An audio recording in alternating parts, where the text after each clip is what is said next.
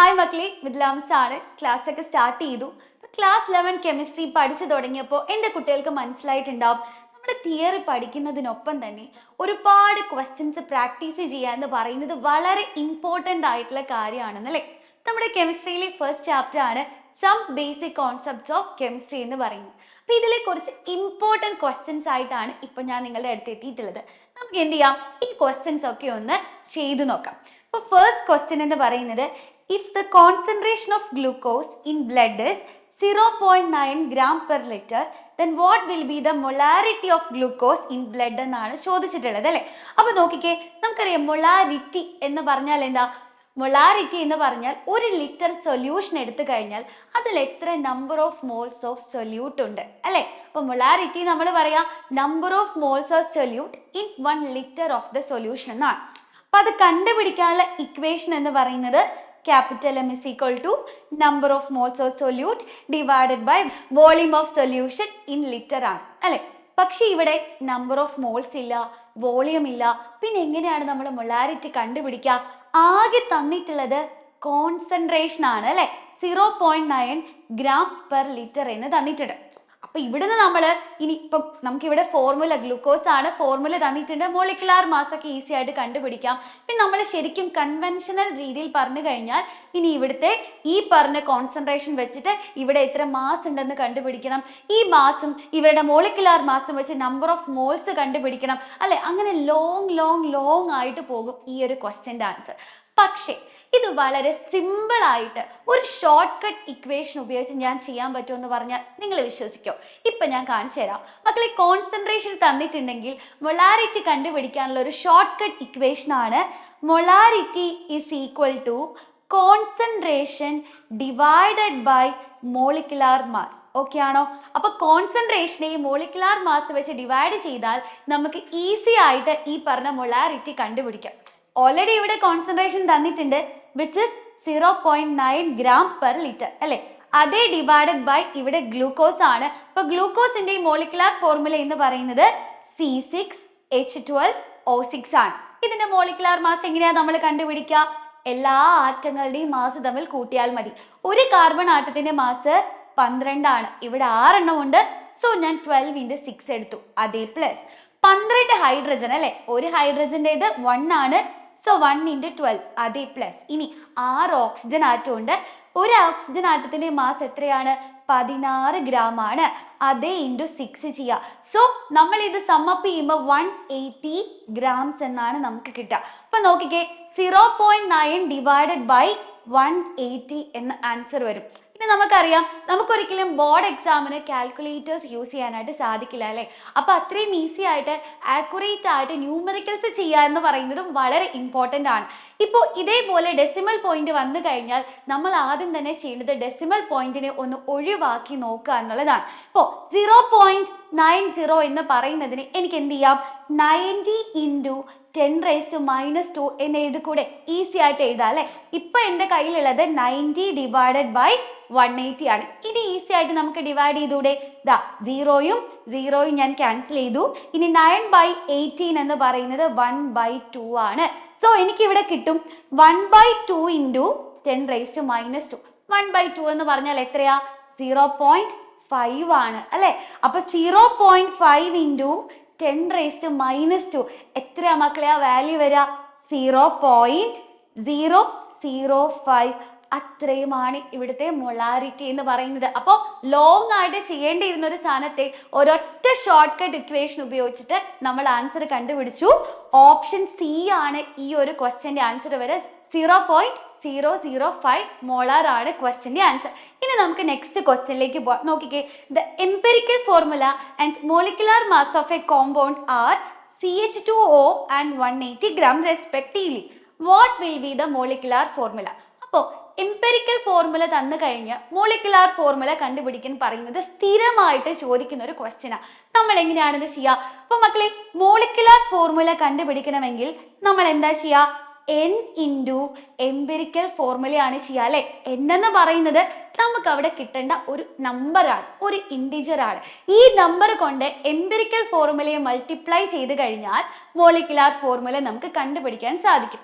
So അങ്ങനെയാണെങ്കിൽ ഈ എന്നിനെ നമ്മൾ ആദ്യം കണ്ടുപിടിക്കണ്ടേ, എന്നാലല്ലേ മോളിക്കുലാർ ഫോർമുലയിലേക്ക് എത്താൻ സാധിക്കൂ. സോ ഈ n എന്ന് പറയുന്ന നമ്പറിനെ നമ്മൾ എങ്ങനെയാണ് കണ്ടുപിടിക്കുക? എന്നിന്റെ വാല്യൂ കണ്ടുപിടിക്കാൻ ഒരു ഇക്വേഷൻ ഉണ്ട് അല്ലെ. എന്താണ് ഇക്വേഷൻ എന്ന് പറയുന്നത്? Molecular mass divided by empirical formula mass ചെയ്താൽ മതി. ഓക്കെ, അപ്പോൾ ഓൾറെഡി നമുക്ക് എംപെരിക്കൽ ഫോർമുലയും മോളിക്കുലാർ മാസും തന്നിട്ടുണ്ട്. ഇത് വെച്ച് ഈസി ആയിട്ട് ചെയ്യാം. So n is equal to molecular mass already 180 ആണെന്ന് തന്നിട്ടുണ്ട്. 180 divided by empirical formula mass എന്ന് പറഞ്ഞാൽ എന്താ? നമുക്ക് ഓൾറെഡി ക്വസ്റ്റ്യനിൽ എംപെരിക്കൽ ഫോർമുല തന്നിട്ടുണ്ട് അല്ലെ. ആ ഫോർമുലയിലുള്ള ആറ്റങ്ങളുടെ മാസ് എടുത്താൽ എംപെരിക്കൽ ഫോർമുല മാസായി. അപ്പൊ എംപെരിക്കൽ ഫോർമുല എന്ന് പറയുന്നത് ഇവിടെ CH2O ആണ്. ഒന്ന് മാസ് കണ്ടുപിടിച്ചേ. ഒരു കാർബൺ ആറ്റം ആണ്, so mass will be 12 gram. 2 hydrogen atom, so 2 gram. ഇനി ഒരു ഓക്സിജൻ ആറ്റം ആണ്, സോ 16 ഗ്രാം. ഇതൊക്കെ കൂടെ ആഡ് ചെയ്ത് കഴിഞ്ഞാൽ നമുക്ക് എത്ര കിട്ടാം? 30 ഗ്രാം എന്ന ആൻസർ കിട്ടും. അപ്പൊ എംപെരിക്കൽ ഫോർമുല മാസം കിട്ടി, മോളിക്കുലാർ മാസം കിട്ടി. ഇനി നമുക്ക് ഇക്വേഷനിൽ സബ്സ്റ്റിറ്റ്യൂട്ട് ചെയ്യാം. സോ 180 ഡിവൈഡഡ് ബൈ 30 എത്രയാ വരിക? 6 എന്ന് വരും. അപ്പൊ n എന്ന് പറയുന്ന ആ ഒരു നമ്പർ നമുക്ക് കിട്ടിക്കഴിഞ്ഞു, 6 ആണ്. ഇനി എന്ത് ചെയ്യാ? ഈ 6 എന്ന് പറയുന്ന നമ്പർ കൊണ്ട് നമ്മൾ എൻറ്റയർ എംപെരിക്കൽ ഫോർമുലയും മൾട്ടിപ്ലൈ ചെയ്യണം അല്ലെ. അപ്പൊ ഇവിടെ നോക്കിക്കേ, CH2O ആണ് നമ്മുടെ എംപെരിക്കൽ ഫോർമുല. അതേ ഇൻറ്റു 6 എന്ന് പറഞ്ഞാൽ എങ്ങനെയാ മക്കളെ വരിക? C6H12O6. നോക്കിക്കേ, നമ്മൾ മോളിക്കുലാർ ഫോർമുല ഈസി ആയിട്ട് കണ്ടുപിടിച്ചു. ഇതൊരു ഷുവർ ക്വസ്റ്റ്യൻ ആണ് കേട്ടോ. നിങ്ങൾക്ക് കുറേ വർഷങ്ങളിലെ പ്രീവിയസ് ഇയർ ക്വസ്റ്റ്യൻ പേപ്പർ എടുത്തു കഴിഞ്ഞാൽ ഈ ക്വസ്റ്റ്യൻ നിങ്ങൾക്ക് തീർച്ചയായിട്ടും കാണാനായിട്ട് സാധിക്കും. ഇനി നമ്മുടെ ചാപ്റ്ററിലെ സോൾ എന്ന് തന്നെ നമുക്ക് പറയാൻ പറ്റുന്ന ഒരു ടോപ്പിക്കാണ് ലിമിറ്റിംഗ് റിയേജന്റ് എന്ന് പറയുന്നത്. പല മക്കൾക്കും ഒരുപാട് കൺഫ്യൂഷൻസ് വരുന്ന ഒരു ടോപ്പിക് കൂടിയാണ്. അപ്പൊ ലിമിറ്റിംഗ് റിയേജന്റിലെ ഒരു ഇമ്പോർട്ടൻറ്റ് ക്വസ്റ്റ്യൻ നമുക്ക് ചെയ്ത് നോക്കാം. നോക്കിക്കേ, 50 kilogram of nitrogen and 10 kilogram of hydrogen are mixed to produce ammonia. Identify the limiting reagent. അപ്പോൾ ലിമിറ്റിംഗ് റിയേജന്റിന്റെ ഒരു ക്വസ്റ്റ്യൻ വന്നാൽ ആദ്യം ചെയ്യേണ്ട സ്റ്റെപ്പ് 1 എന്ന് പറയുന്നത് എന്താണെന്നറിയോ? ഈ ഒരു തന്നിട്ടുള്ള റിയാക്ഷന്റെ ബാലൻസ്ഡ് കെമിക്കൽ ഇക്വേഷൻ എഴുതാം. അപ്പൊ നോക്കിക്കേ, ഇവിടെ തന്നിട്ടുള്ളത് നമ്മുടെ ഹേബേഴ്സ് പ്രോസസ്സിന്റെ ഇക്വേഷൻ ആണ് അല്ലെ. നൈട്രജനും ഹൈഡ്രജനും ചേർന്നിട്ട് അമോണിയ ആയിട്ട് മാറുന്നു. സോ ഇത് ബാലൻസ് ചെയ്താൽ നമുക്ക് കിട്ടും N2 plus 3H2 gives 2NH3 എന്ന് നമുക്ക് ഇക്വേഷൻ കിട്ടും. ഇനി ഇതിനെ ഒന്ന് നമുക്ക് ഇന്റർപ്രറ്റ് ചെയ്യണം. നോക്കിക്കേ, ഈ ഇക്വേഷൻ നോക്കിയാൽ അനലൈസ് ചെയ്താൽ നമുക്ക് മനസ്സിലാകും, 1 മോൾ നൈട്രജൻ 3 മോൾ ഹൈഡ്രജൻ ആയിട്ട് റിയാക്ട് ചെയ്താൽ നമുക്ക് 2 മോൾ അമോണിയ കിട്ടും. ഓക്കെ അല്ലെ. ഇനി ഇതിനെ മാസിലേക്ക് കൺവേർട്ട് ചെയ്യാം. 1 മോൾ നൈട്രജൻ എന്ന് പറഞ്ഞാൽ 28 ഗ്രാം ആണ്. 3 മോൾ ഹൈഡ്രജൻ എന്ന് പറഞ്ഞാൽ 6 ഗ്രാം ആണ്. Which means 28 grams of nitrogen reacts with 6 gram of hydrogen to produce 34 gram of ammonia. അപ്പൊ ഏകദേശം കാര്യങ്ങളൊക്കെ മനസ്സിലായില്ലേ? അപ്പൊ 28 ഗ്രാം നൈട്രജനെ റിയാക്ട് ചെയ്യാൻ we need 6 gram of hydrogen.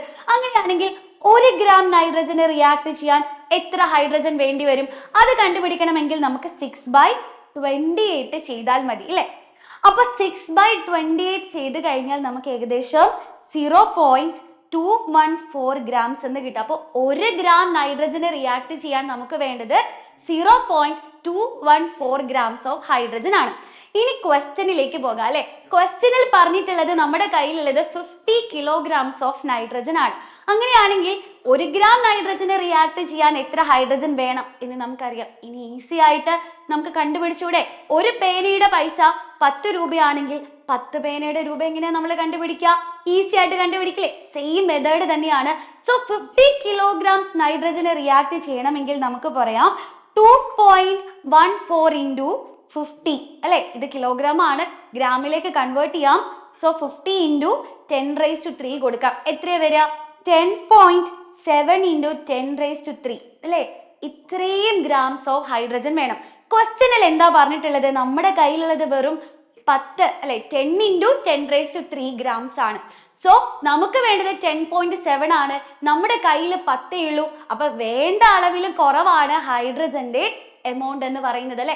അപ്പൊ റിയാക്ഷൻ നടക്കുമ്പോൾ നമ്മുടെ ഹൈഡ്രജൻ വേഗത്തിൽ തീർന്നു പോകും. So we can easily say that hydrogen is the limiting reagent here. നോക്കിക്കേ, അപ്പൊ എത്ര ഈസി ആയിട്ടാണ് നമ്മളെ ലിമിറ്റിംഗ് റിയേജന്റ് ക്വസ്റ്റ്യൻ ചെയ്തത്. നമ്മൾ ഈ ചെയ്ത 3 ക്വസ്റ്റ്യൻസ് മക്കളെ നിങ്ങൾക്ക് നോക്കിയാൽ കാണാം ഒരുപാട് വർഷങ്ങളിൽ റിപ്പീറ്റഡ് ആയിട്ട് വന്നിട്ടുള്ള ക്വസ്റ്റ്യൻ ആണ്. ഈ ക്വസ്റ്റ്യൻസ് ഒക്കെ നമ്മൾ ഈസി ആയിട്ടല്ലേ ചെയ്തത്. ഇതിലും ഈസി ആയിട്ട് ഇതിലും അടിപൊളിയായിട്ടാണ് നിങ്ങളെ അഗ്നി ബാച്ചിൽ പഠിപ്പിക്കുന്നത്. ഇതേപോലെ ഓരോ ടോപ്പിക്കിലെയും ഒരുപാട് ക്വസ്റ്റ്യൻസ് നമ്മുടെ അഗ്നി ബാച്ചിൽ നമ്മൾ ഡിസ്കസ് ചെയ്യും. സോ ഇനിയും സമയം വൈകിട്ടില്ല. ജോയിൻ ചെയ്യാത്തവരൊക്കെ വേഗം നമ്മുടെ അഗ്നി ബാച്ചിൽ ജോയിൻ ചെയ്യാം. All the best.